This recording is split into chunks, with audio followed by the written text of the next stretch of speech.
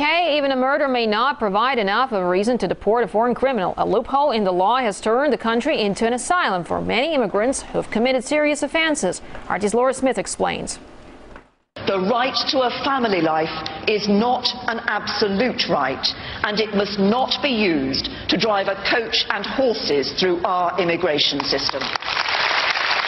Article 8, an innocuous-sounding element in the Human Rights Act, but which means having children can stop illegal immigrants being kicked out of Britain, no matter what they've done. Paul Houston knows what it's like to have your family destroyed. His 12-year-old daughter Amy was killed in a hit-and-run by an Iraqi who was banned from driving. As she was crossing the road, Mr. Ibrahim, the driver of the car that run her over, hit her and carried her on the bonnet of the car, and she became trapped under the wheels of the car, and he basically fled the scene and left her to die trapped under the wheels of the motor car. Amy's killer, Asso Mohammed Ibrahim, already had a string of minor convictions even before he mowed her down and fled.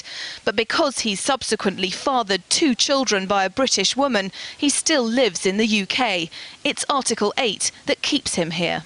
Oddly enough, it was one of these that catapulted the issue into the headlines, the Home Secretary seizing on claims that an illegal Bolivian was allowed to stay in this country because of the emotional trauma of separating him from his pet. Not quite true, but it got people talking and noticing much more serious cases, including a rapist who successfully argued asylum over his social life and a killer who lived with his parents.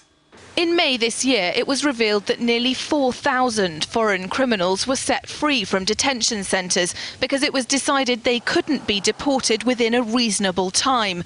Among them, dozens of rapists, murderers and paedophiles.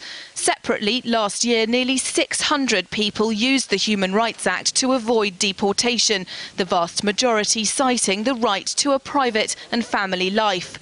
In the case of Amy's killer, a series of bungles and delays by the authorities meant that by the time Ibrahim came up for deportation, he appeared to have created a family. Despite flimsy evidence about his parenting intentions, he was allowed to stay. Yet human rights campaigners argue Britain's status as a haven for the persecuted is sacred. These are rights that hark back hundreds of years.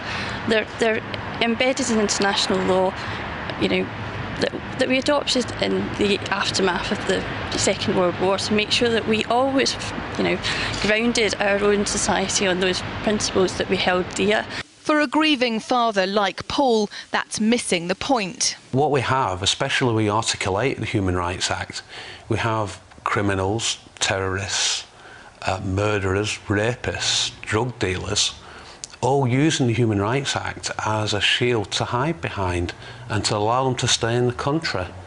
I haven't got a problem with any genuine asylum seekers. I don't think anybody has.